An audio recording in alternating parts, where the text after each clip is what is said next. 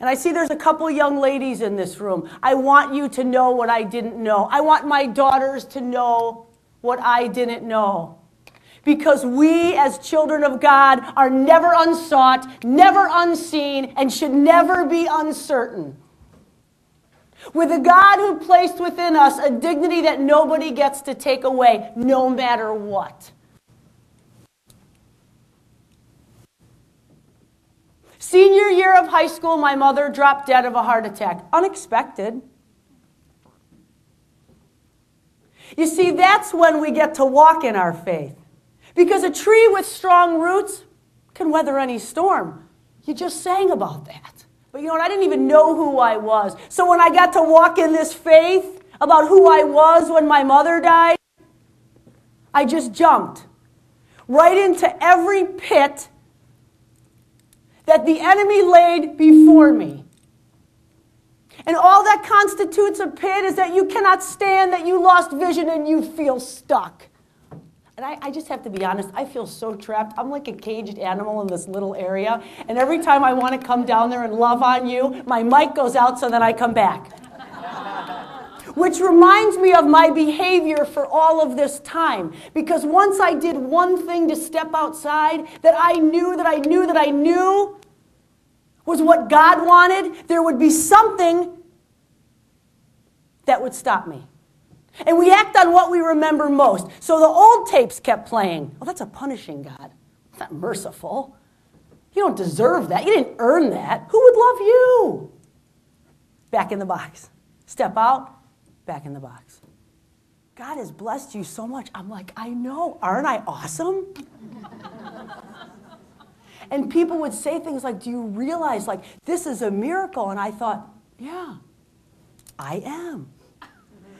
But the glory was never given to God because the disconnect was so profound between the reality of my life and this God who made all of those things possible that it never moved from here to here, never. That is a long dimension, those 12 inches.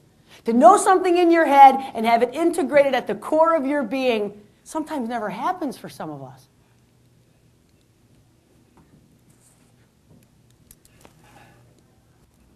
And here's what I know about God, is that when He wants to change you, He allows your children to speak volumes. It's like they walk around holding up a little mirror of me. And sometimes it's funny, and sometimes it's not. Because they mirror me today. And when I had those 4 kids, I could give them nothing. Because I had nothing to give except a bunch of stuff. And a nanny who could raise them probably better than me, which is why I went to work. Like, I'm pretty sure that I was on the phone in the delivery room when I was having my first child, and the doctor's like, okay, the baby's head's crowning, we need to get on with this. But see, I was so important. They even let me smoke in my hospital bed. Okay, they don't do that. They're like, is it Judy? Let her do whatever she wants. But see, all that did then is just foster more of that self-importance and so not who God created me to be. So going to work worked for me. And I would say things to my nanny like, you didn't switch out the toys? It's been 4 weeks. Why are they not wearing like matching shirts? Why are their fingernails not clipped? How sad. But see, I was this broken person.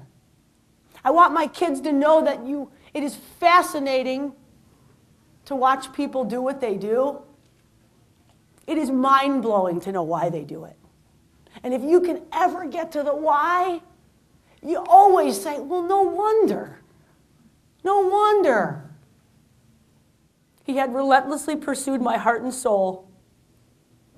I was led one month later to a Magnificat breakfast. And I sat in a breakfast with 300 women, just like you're sitting right now. And they gave me hope. And they were filled with the joy of the Lord. And I couldn't breathe at that point in my life. I had 4 little kids. And I was going to be a single mother. And they led me right to Mary. And Mary led me right back to the sacraments. And I went to daily Mass every day. That's why they call it daily Mass.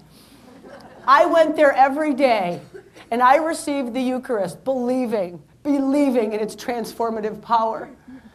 And I'll tell you, when people came to me at the sign of peace and they said, "Peace be with you," that's all I just wanted. I couldn't understand how I would ever get that. Ever. You can be set free. That's what Rose was talking about. That's why we hope you're here today. That you say yes. All you got to do is say yes. Then he just does the rest. But he can't do it and won't do it without you. That's how much he loves you. He doesn't make you. He wants you to want to. And I'm here to tell you today, I want to. I want to more than anything to walk in the fullness that God has for me.